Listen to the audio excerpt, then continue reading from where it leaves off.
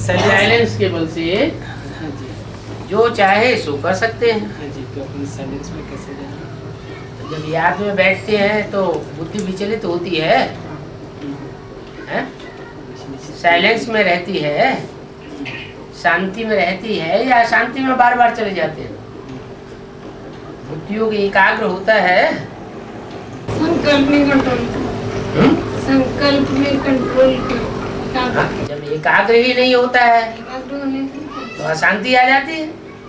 अशांति आ जाती है तो जो सिद्धि होनी चाहिए वो संकल्प सिद्धि नहीं हो सकती। आप बताएं देना बाबा, बड़ा बैटरा को या बड़े बैटरा को बैटरा ही रहने देना है, नहीं तो छोटी छोटी बैटरी को बिगाड़ कर रख देते ना। हाँ। तो वैसे तो संकल्प ज़्यादा संकल्प चलेंगे तो कैसे क्या एक हम संकल्प पे कंट्रोल करने से एकाग्र होगा, तब वो शांति आएगी। तो एक संकल्प करते क्यों नहीं? किसने मना किया? करते वो शांति का वो पूछे, इसलिए उसको शांति आएगी बता रहे हैं? क्या बोला? पता नहीं। संकल्पों पे कंट्रोल करने से ये संकल्पों को कंट्रोल करने के लिए मना किसने किया? क्यों नहीं करते संकल्पों को कंट्रोल? मैं तो कर ली हूँ, मैं बता रही हूँ। कंट्रोल हो गया?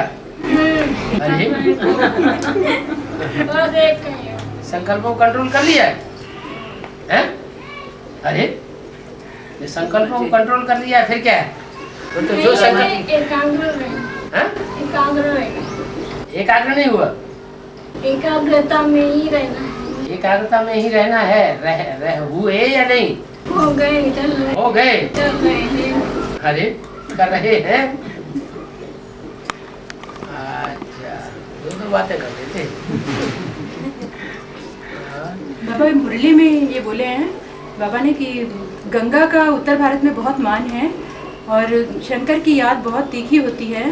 वो याद की शक्ति से जो भी ब्रह्मा के मुख से ज्ञान सुनाया जाता है वह सारा ज्ञान अपने जटाओं में समा लेता है। जटाओं में माना बुद्धि में वह सारा ज्ञान समाता है। बुद्धि में जो ज्ञान समाता है उन जटाओं में आ करके विष्णु के चरणों से निकली हुई जो गंगा है, जो ब्रह्मा से विष्णु बनने वाली आत्मा है, उसकी रहबरी में पलने वाली जो आत्मा गंगा के रूप में कन्या के रूप में होती है, वो उन पर अर्पण हो जाती है। तो बाबा ये चरणों में से विष्णु के चरणों से निकलती है, क्या अर्थ है?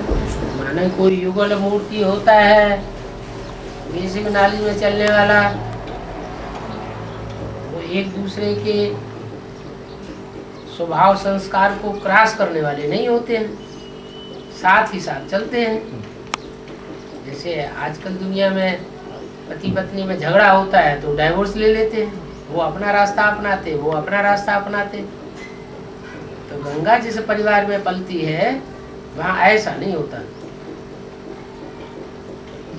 इसलिए कहा कि विष्णु के चरणों से गंगा निकली। चरण माने क्या? बुद्ध रूपी पांव। इनके बुद्ध रूपी पांव ऐसे हैं कि जो पति पत्नी मिलकर के एक ही रास्ते पर चलते हैं।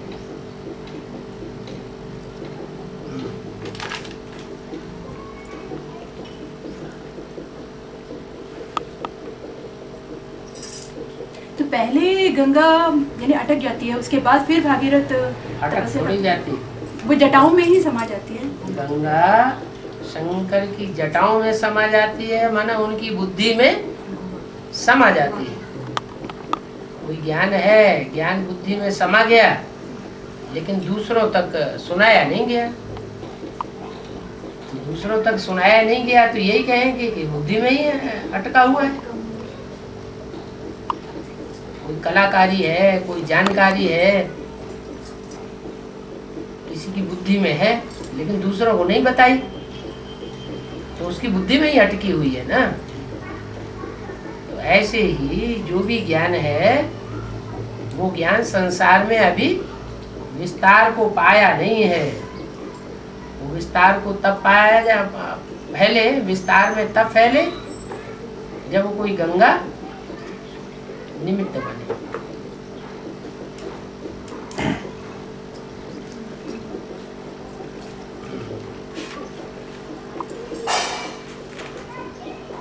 बाबा, शांति धाम साकार में नीचे उतर आएगा, माउंट आबू शांति धाम बनेगा।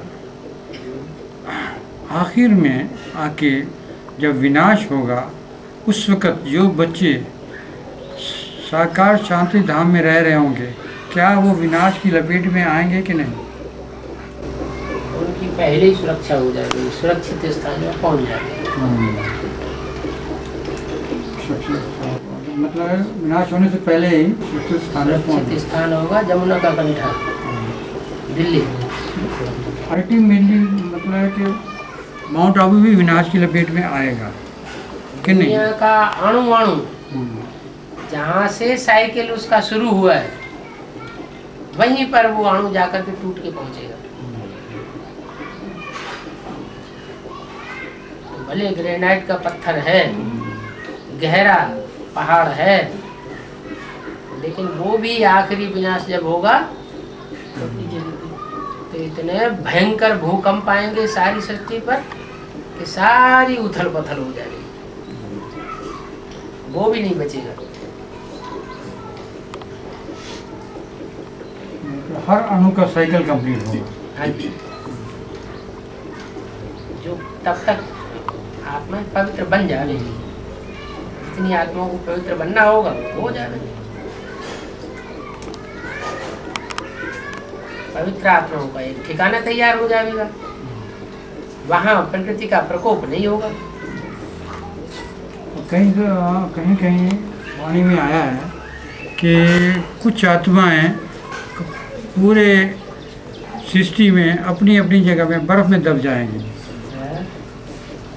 सृष्टि में जब बर्फ जमेगी उस वक़्त कुछ आत्माएं पूरे वर्ल्ड के अंदर जहाँ भी होंगी बर्फ में दब जाएंगी।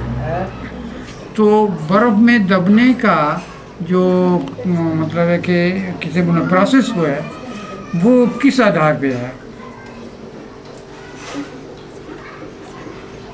बुद्धि की एकाग्रता जितनी कम है उतना लंबे समय तक बर्फ में दबना पड़े, और बुद्धि की एकाग्रता जितनी तीक्ष्ण है उतना बर्फ में कम दबना पड़ेगा।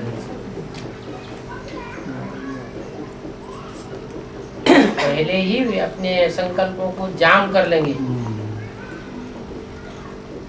उनको फिर बर्फ में दबने की दरकार ही नहीं। बर्फ में यानी कि पूरा 2.5 लाख बर्फ में 2.5 लाख हाथ में दबेंगे कि 2.5 लाख को कुछ नहीं होंगे, दबने वबने की जरूरत नहीं पड़ेगी। पवित्रता की बात बताई ना, बुद्धियोग की पवित्रता जिनमें जिनमें बढ़ती जाएगी उनको दबने की दरकार नहीं है। प्रकृति उनको जबरदस्ती करेगी जिन्होंने अपने स्वभाव संस्कार को, अपनी याद को, अपने संकल्पों को अपने पुरुषार्थ से संयमित नहीं किया।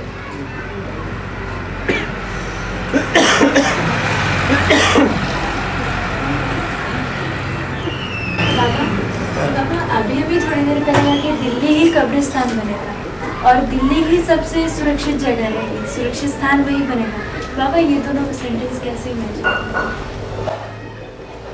कब्र दाखिल आत्मा हो गई, माना क्या? देवान बढ़ गया। तो अभी सृष्टि पर तो देवान बढ़ ही रहा है।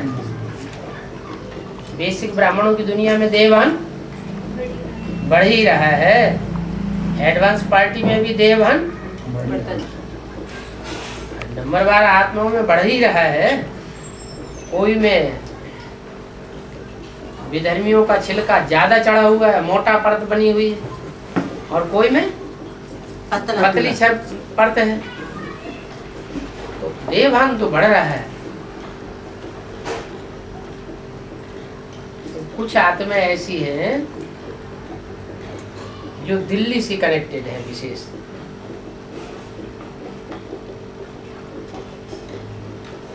या राजधानी है ना, हर एक धर्म की अपनी अपनी राजधानी है। तो भारत की राजधानी है दिल्ली,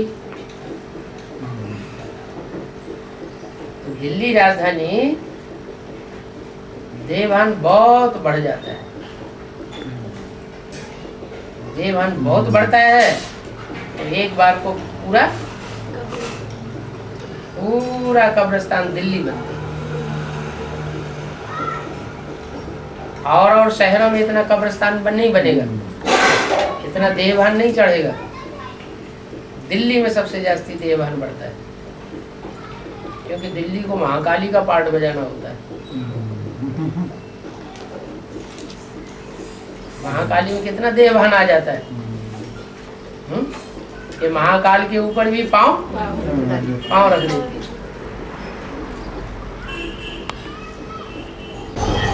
दिल्ली ही फिर सुरक्षित स्थान बनता है। अति होती है, फिर अति का अंत भी होता है, अंत भी हो जाता है।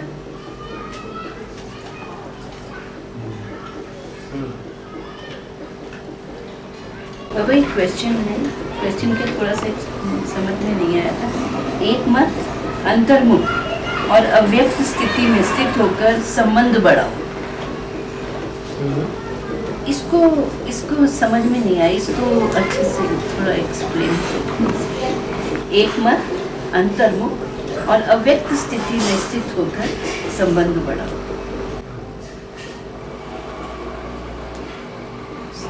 संबंध तो रखना है, आपस में भाई भाई का संबंध रखना है, भाई बहन का संबंध रखना है, लेकिन एक मत के आधार पर। और अंतर्मुख अनेकों की मत आ जाती है या मनमत आ जाती है, तो फिर आता है ये मेरा बच्चा, या कोई दूसरे संबंध की फैमिलिटी पैदा हो जाती है।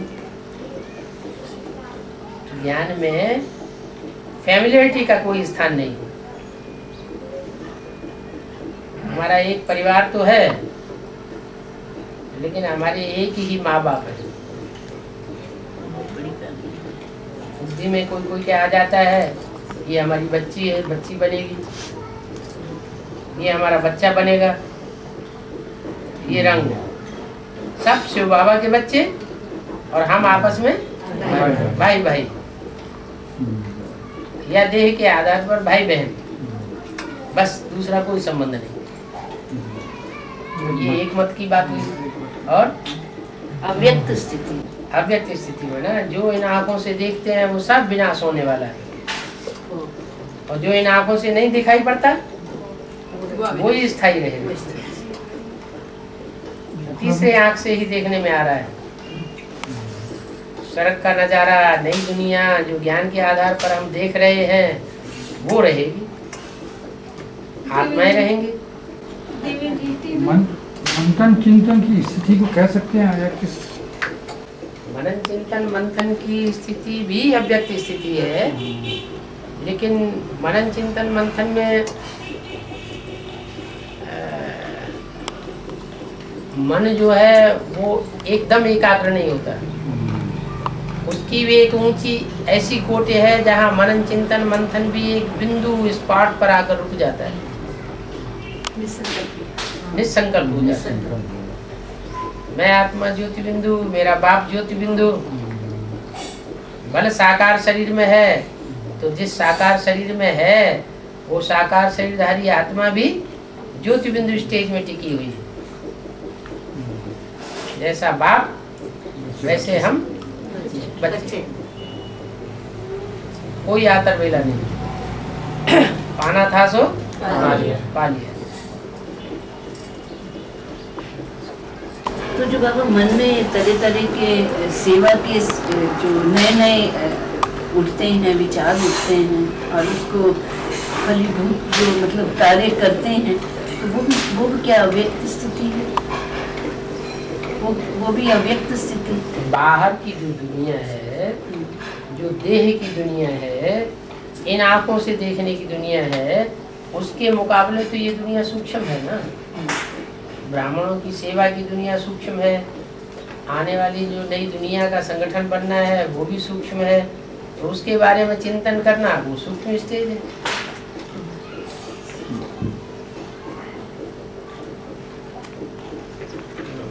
देह को याद करना, देह के संबंधों को याद करना, वो स्थूल बात है।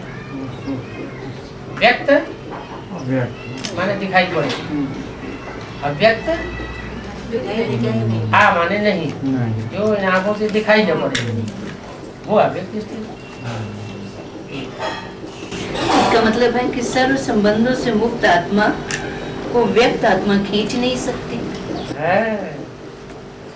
जो व्यक्त स्टेज वाला होगा वो देह देह के संबंधों में ही जुटा हुआ पड़ा होगा, उसे तो अव्यक्त स्टेज धारी देखने में ही नहीं आएगा, कंसंट्रेशन ही नहीं होगा।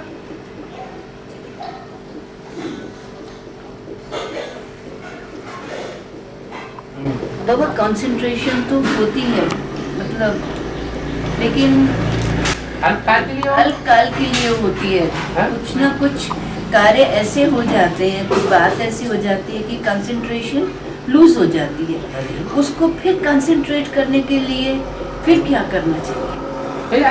फिर मतलब थोड़ी थोड़ी देर के बाद कंसंट्रेशन कमी हो जाती है, फिर कंसंट्रेट करो, फिर कुछ ना कुछ बात का कुछ आ जाता है और फिर हमारी कंसंट्रेशन हो जाती है। हमें तो पता है कि ये 63 जन्मों का हिसाब किताब आ रहा है सामने संकल्पों के रूप में, वो तो कर्म बंधन काटने से ही कटेगा, आखिर कटेगा तो ना, आज नहीं तो कल कटेगा। 63 जन्म कोई कम तो होते नहीं है। 63 जन्म में जो भी पाप कर्म पुण्य कर्म किए हैं वो अभी संगम युग में ड्रामा की रील में हमारी मन बुद्धि में घूम रहा है, वो रील सारी घूमती रहती है। अच्छे कर्म उदय होते हैं तो अवस्था बहुत बढ़िया हो जाती है, न पुरुषार्थ करने पर भी अच्छी अवस्था हो जाती है, और कभी बहुत मेहनत करते हैं तो भी अवस्था डाउन की डाउन बनी रहती है। तो इससे क्या साबित होता है कि पूर्व जन्मों का पाप या पुण्य वो रील में उदय होते हैं, जिनसे हमारी अवस्था ऑटोमेटिक बिगड़ती है, बनती है। लेकिन होना ही चाहिए कि जब अवस्था खराब हो तो और ज्यादा तीखा पुरुषार्थ कर।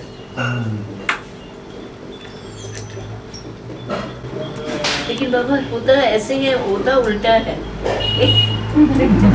तीखा पुरुषार्थ की बजाय मन जो है विचलित हो जाता है, थोड़ी देर के लिए बैठ जाओ और फिर उसके बाद फिर सोचो, अरे ये क्या सोच रहे हैं। उस टाइम जब बाप की याद आती है, बाबा की याद आती है, उस टाइम ऐसे लगता है फिर ठीक होने लग जाता है। तो वो थोड़ा सा जो समय है वो तो वेस्ट गया ना, थोड़ा सा समय वो तो वेस्ट किया। वो ज्ञान ही बुद्धि में लाना है कि सिवाय अभ्यास के और दूसरा कोई रास्ता तो है ही नहीं। हमें अभ्यास करना ही करना है। Practice makes a man perfect. Practice करते करते हम वो स्टेज पा लेंगे।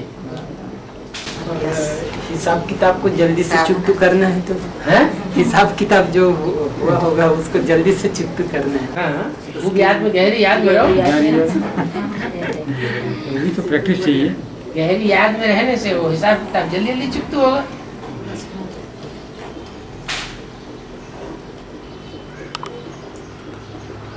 देहधारियों की याद में रहने से हिसाब किताब धीरे धीरे चुप तो होगा। गहरी याद करने के लिए मतलब हमको मैक्सिमम श्रीमत पे चलना चाहिए। तो है कोई न कोई मन मत पर या परमत पर मनुष्य मत पर चल पड़ते हैं तो हम बाप से दूर हो जाते हैं। श्रीमत का ही सदैव ध्यान रखें, कदम कदम हम पोता मेल अपना मजबूत बना के रखें कि हमसे कोई भूल तो नहीं हुई। अगर ज़्यादा भूल की तरफ ध्यान दें तो वो भी कई बार उल्टा असर होता है ज़्यादा ध्यान देने से, क्योंकि फिर दिमाग जो है ना नेगेटिविटी की तरफ घुसने की कोशिश करता है। तो वो थोड़ा कई दफ़ा उसको सोचना पड़ता है, ठीक है बाबा जो करेगा ठीक करेगा, फिर तब आदमी बाहर आ जाता है। बाबा तो कुछ करता ही नहीं है सिवाय ज्ञान सुनाने की। एक विचार होता है अपने आप को बाहर निकालने, एक ढंग है, तरीका है।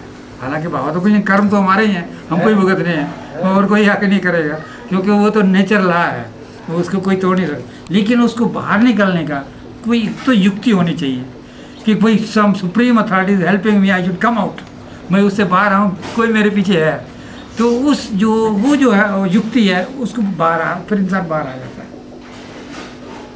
ऐसा मतलब ये मेथड सही है या गलत है, मैं ये जानना चाहता हूँ। देखो अंधश्रद्धा तो अंधश्रद्धा ही होती है। वही है ना, ये मैं कहने वाला, ये अंधश्रद्धा है या वास्तविक ज्ञान है? वास्तविक ज्ञान तो ये है कि शिव बाप वो तो अकर्ता है, अभोक्ता है, वो कुछ करता है, न करता है न भोगता है, न अच्छा करता है न बुरा करता है। अच्छे में अच्छा ये करता है कि वो आकर के ज्ञान सुनाता है। यही मुझे क्लैरिफाई करना।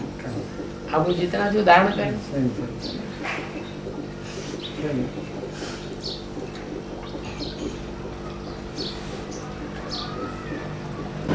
बाबा बेसिक वाले लोग प्रश्न पूछते हैं कि वो लक्ष्मी नारायण और राधे कृष्ण जैसे माताओं का, जैसे देवियों का नाम आगे है, कि शंकर और पार्वती और शिव और पार्वती क्यों कहते हैं, पार्वती को पीछे क्यों करते हैं?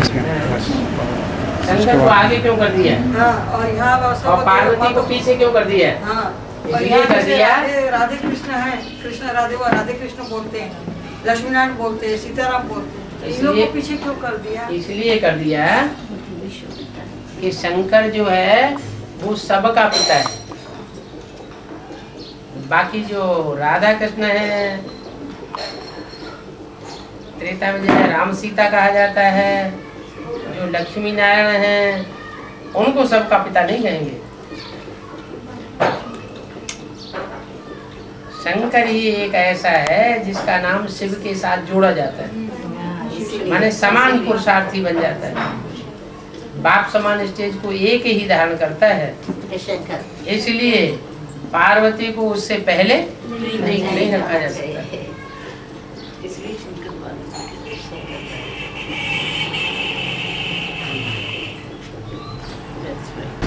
जैसे ब्रह्मा विष्णु शंकर है, 3 सीट तो फिक्स हो गई है, तो जैसे अष्टदेव है, तो अष्टदेव में 3 तो नहीं आ पाएंगे ना, ये 3 तो अलग है ना, इनका अपना अलग।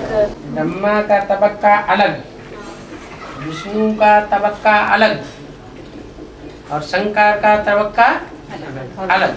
सबसे ऊंचा तबक्का शंकर का। तो जो शंकर का तबक्का है सबसे ऊंचा, उसमें से अष्टदेव होंगे या नीचे वाले तबक्कों में से अष्टदेव होंगे? सबसे ऊंचा तबक्का है उसमें अष्टदेव होते हैं। तो उसमें जो 8 है तो वो 8 अलग ही हुए ना, इसमें 8 में वो शंकर भी शामिल है, उनका मुख्य जो बाकी 7 और भी है।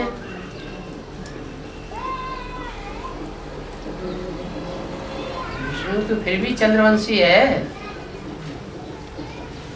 ब्रह्मा से विष्णु बनता है।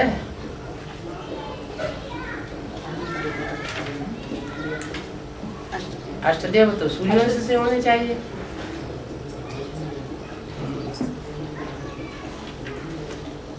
गंगा भी सूर्यवंशी है ना? गंगा भी सूर्यवंशी। गंगा के किनारे कौन जाकर के चौकड़ी मार के बैठते हैं? सन्यासी बैठते। गंगा तो सन्यासियों का हेड है। क्या एडवांस नॉलेज में भी शुरुआत में गंगा की ही आत्मा सबसे पहले एडवांस नॉलेज लेती है, कन्या के रूप में। आदि में भी एडवांस में जितना वो ज्ञान को गहराई से समझती है, इतना कोई आत्मा, पवित्र आत्मा ज्ञान को गहराई से लंबे समय तक नहीं समझती। पूरा ज्ञान बुद्धि में बैठ जाता है, ये भी बुद्धि में बैठ जाता है कि मेरा ही गंगा का पार्ट है, फिर भी बिछड़ के क्यों रहती है? क्योंकि हठी योगियों की संस्कार है, सन्यासियों के संस्कार है।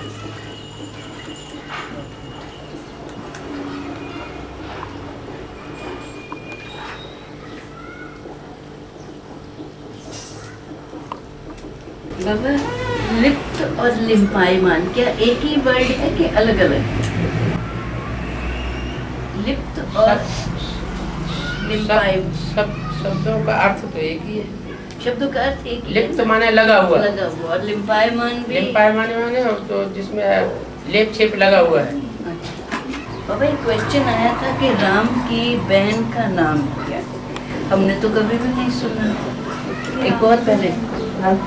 और फिर उसमें क्वेश्चन में दिया था उसकी बहन का नाम है, राम की बहन का नाम है शांता। ये तो कभी भी नहीं हमने सुना, क्या की बात क्या है? एक जनरल नॉलेज की बुक में ही ऐसे पढ़ा। मुरली की बातों में ही रमण करना चाहिए ना। करना चाहिए, लेकिन अपना राम के साथ संबंध है ना बाबा, तो हमने कहा क्लेरिफाई कर लेते हैं। तो राम के साथ हमारा जो संबंध है, तो राम वाली आत्मा भी भाई है, हम भी भाई है। सही। और बेसिकली आत्मा जो निकलती है वो भी मतलब ये शास्त्रों की बातों से ज्यादा मतलब टेली क्वेश्चन करते हैं, तो उसमें थोड़ा मूंझ जाते हैं जवाब देने। वो शास्त्रों की बातों से क्वेश्चन करेंगे तो वो फंस जाएंगे, हाँ। उन्हें इसलिए वो जवाब चल नहीं भी पाते मिलेगा। हैं बाबा, वो लोग चल भी पाते रहते नहीं है। उन्हें खुद ही जवाब नहीं मिलता है। हाँ, उन लोगों को नहीं मिलता, प्रश्नों का भार लगा देते हैं। हाँ, तो हमारा ज्ञान तो सारा हाँ, शास्त्रों से कागज में भी ले होता है। लेके करके आ जाते तो समझा नहीं पाते फिर तक। हमारा ज्ञान तो शास्त्रों से टैली होता है, क्योंकि शास्त्र भी द्वापर युग के आदि से बनना शुरू हुए। द्वापर के आदि में सात्विक थे शास्त्र। हाँ। बेसिक वालों को तो शास्त्रों का ज्ञान जल्दी सामने लेके उसके साथ टेली करते सब चीज। बाबा जो योगिनी बहन है, हाँ। ये मतलब बेसिक से रहेंगी कि अपने बीज रूपी आत्माओं में जो चंद्रवंशी है उनमें? चंद्रवंशी, सूर्यवंशी। नहीं, जैसे बाबा ने कहा था ना कि योगेश्वर है तो योगिनी बहन भी होंगी।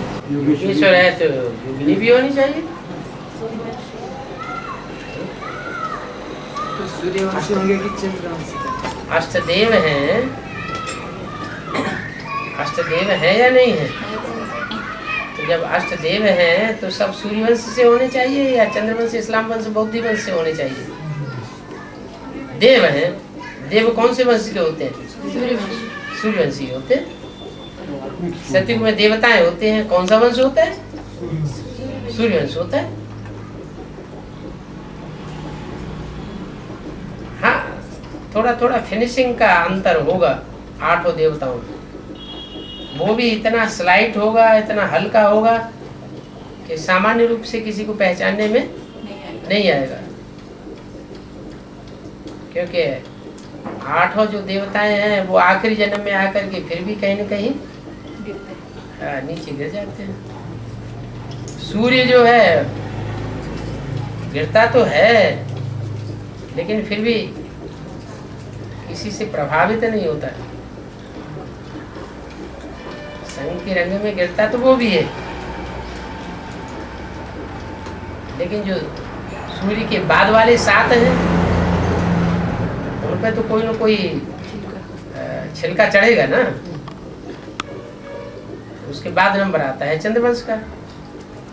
चंद्रवंश का छिलका वाली कौन? कोई तो होगी।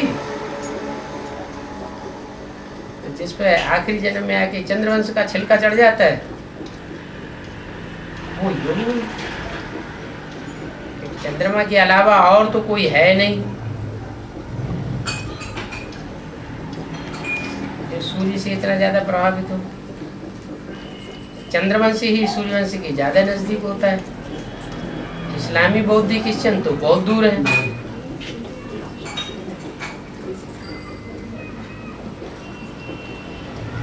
रुद्रमाला में हर धर्म के बीज है। क्या कोई ऐसा धर्म नहीं है जिसका बीज रुद्रमाला में न हो? तो ब्रह्मा कुमारियों में से तो चंद्रवंशी निकलेगा, चंद्रवंशी राधा निकलेगी। सूर्यवंश में से सूर्य निकलेगा, वरना सूर्यवंशी कृष्ण निकलेगा। तो सूर्यवंशी कृष्ण है, वो तो सूर्यवंश का बीज हो ही गया। लेकिन जो चंद्रवंशी निकलेंगे राधा के वंश के, उनका बीज कौन?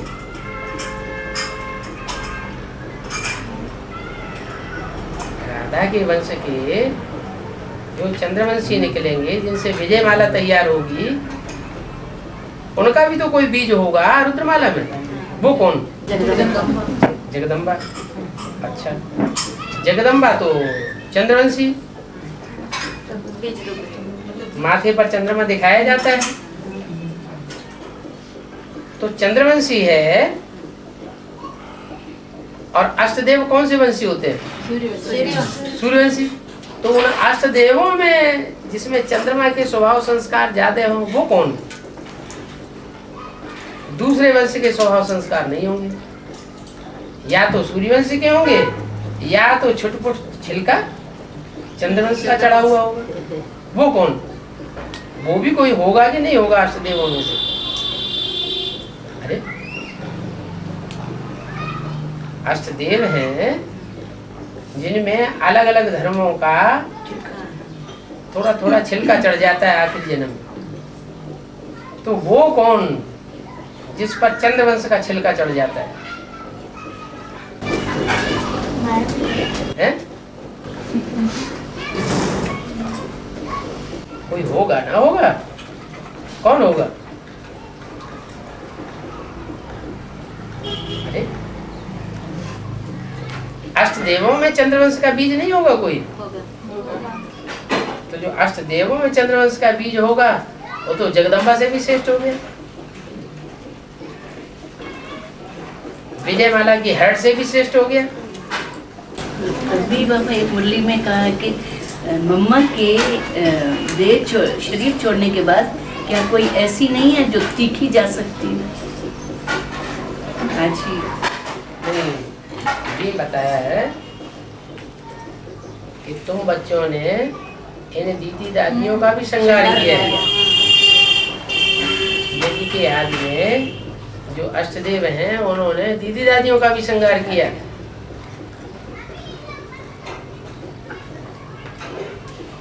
क्या? पूर्वज आत्माएं। पूर्वज आत्माएं हैं।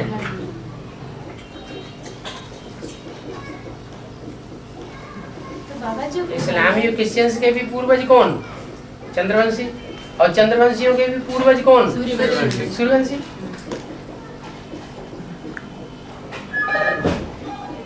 बाबा जो कुमारिका दादी है फिर वो किस में आई? वो चंद्रवंशी में आई, सूर्यवंशी में आई? क्योंकि वो अंत में है इस्लामवंशी, वो अंत में तो वो भी सरेंडर होगी। सबसे पहले तो वही सरेंडर होगी और बुद्धि से सरेंडर होगी, और आत्मा बुद्धि से सरेंडर नहीं हो पाती। वो बुद्धि से सरेंडर होगी, इसलिए बाप के समान टाइटल ले लेगी। तो बाबा फिर वो सूर्यवंशी कहलाएगी कि चंद्रवंशी? वो सूर्यवंशी कहलाएगी, चंद्रवंशी कहलाएगी? उसका जो बीज होगा वो सूर्यवंशी हो सकता है, लेकिन वो तो सेकंड नारायण बनने वाली आत्मा है ना। बस